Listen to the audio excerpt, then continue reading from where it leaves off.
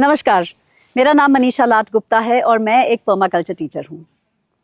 Permaculture में विरासती या देसी पेड़ों पे हम बहुत ज़्यादा जोर देते हैं।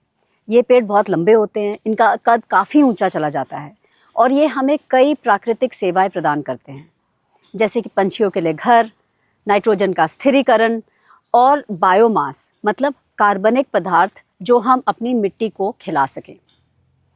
अब जब हम पेड़ों को खेती में जोड़ने की बात करते हैं तो अक्सर लोग कहते हैं कि इससे तो छाया हो जाएगी और इसमें फिर हम खेती कैसे करेंगे। परंतु अगर आप देखें, मैंने अपने फार्म पे लगभग 4 से 5 हज़ार पेड़ इस प्रकार के लगाए हैं जो विरासती या देसी पेड़ हैं, और फिर भी मैं अच्छी भली खेती करती हूँ। लगभग 150 खाद्य पदार्थ मैं उगाती हूँ। तो ये कैसे होता है? आज के वीडियो में मैं आपको ये बताना चाहती हूँ कि सर्दियों में जब हमें अपनी फसलों को ज़्यादा धूप देनी होती है तो इन देसी पेड़ों का हम क्या करते हैं। गर्मियों के मौसम में सूरज तो 5 सवा 5 निकल आता है और अस्त होता है 7 सवा 7 बजे।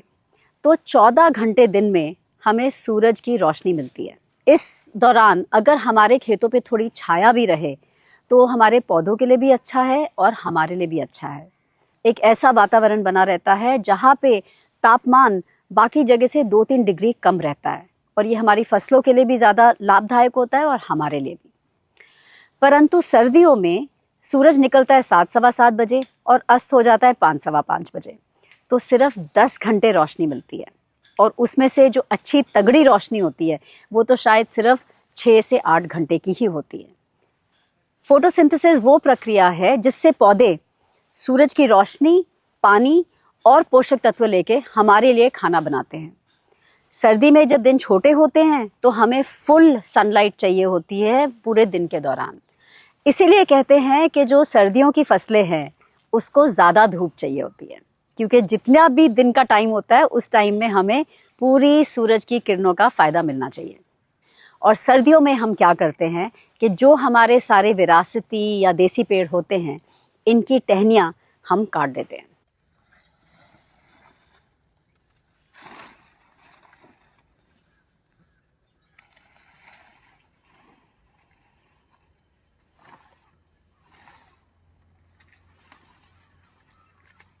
जब हम ये करते हैं तो क्या होता है, सूरज की किरणें हमारी फार्म में हर जगह फैल जाती है और हमारी सर्दी की सब्जियों को अच्छी भली सर्दी की धूप मिल जाती है।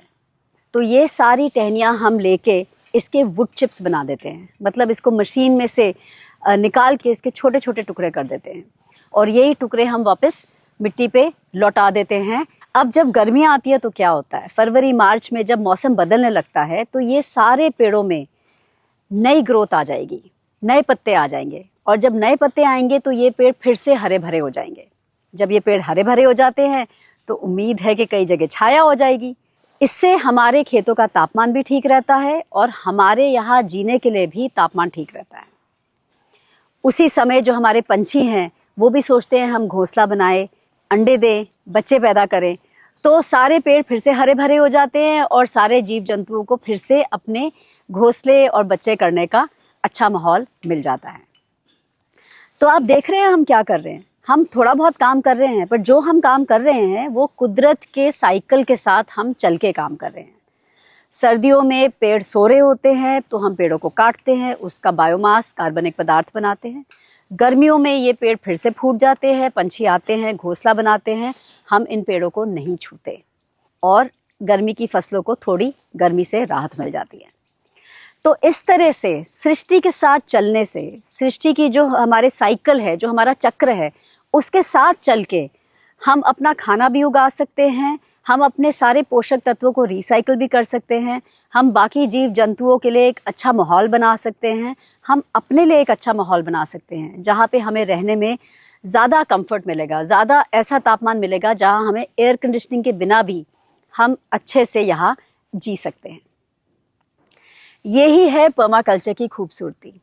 ये सिर्फ ये नहीं सिखाता हमें कि हमें खाना कैसे उगाना है, हमें ये सिखाता है कि हमें जीना कैसे चाहिए और बाकी जो सारे जीव जंतु हैं उनके साथ मिलके हमें कैसे जीना चाहिए।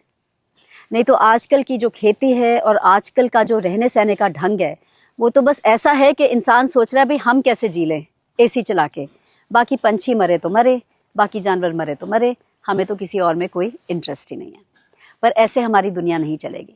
हमें एक ऐसे सिस्टम से रहना है जिसमें हम भी खुश रहें और बाकी जीव जंतु भी, और हम सारी प्राकृतिक सेवाओं का फ़ायदा उठा के कम से कम काम करके अपने लिए अच्छा पोषक खाना उगा सके और बाज़ार में बेच सके। अगर आप पर्माकल्चर के बारे में ज़्यादा जानना चाहते हैं तो आप हमारे चैनल को ज़रूर सब्सक्राइब करिए, नोटिफिकेशन बटन दबाइए ताकि जब मैं अगला वीडियो डालूं तो आप सूचित हो जाए। और भी जानना चाहते हैं तो हमारी वेबसाइट पे आइए और वहाँ कई प्रकार के कोर्सेज हैं पर्माकल्चर के बारे में, आप वो भी ले सकते हैं। चलिए अब मैं चलती हूँ, अगले वीडियो में मैं आपसे फिर से मिलूंगी। नमस्कार।